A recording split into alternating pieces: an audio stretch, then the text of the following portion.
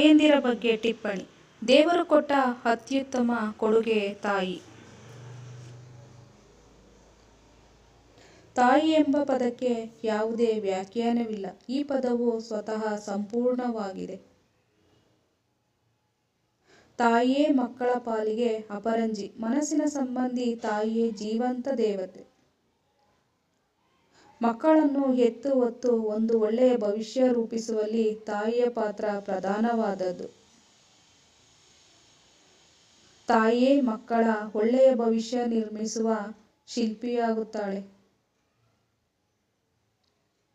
ದೇವರು ಕೊಟ್ಟ ಅತ್ಯುತ್ತಮ ಕೊಡುಗೆ ತಾಯಿ.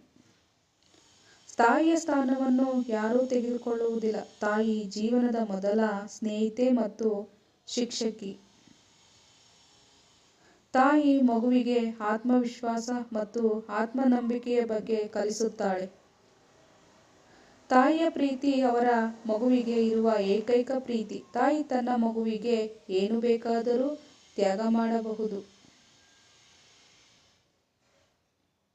ತಾಯಿಯ ಸ್ಥಾನವನ್ನು ಯಾರೂ ತೆಗೆದುಕೊಳ್ಳಲು ಸಾಧ್ಯವಿಲ್ಲ.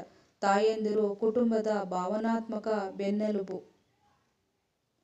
ಅವರು ಅತ್ಯಂತ ಕ್ಷಮಿಸುವ ಸ್ವಭಾವವನ್ನು ಹೊಂದಿದ್ದಾರೆ. ಪ್ರತಿಯೊಬ್ಬರ ಜೀವನದಲ್ಲಿ ತಾಯಿ ರತ್ನ. ಅವಳು ಮಗುವಿಗೆ ಸಂತೋಷದ ಮೂಲ. ತಾಯಿಯ ಪದವನ್ನು ಯಾವುದೇ ರೀತಿಯಲ್ಲಿ ವ್ಯಾಖ್ಯಾನಿಸಲು ಸಾಧ್ಯವಿಲ್ಲ.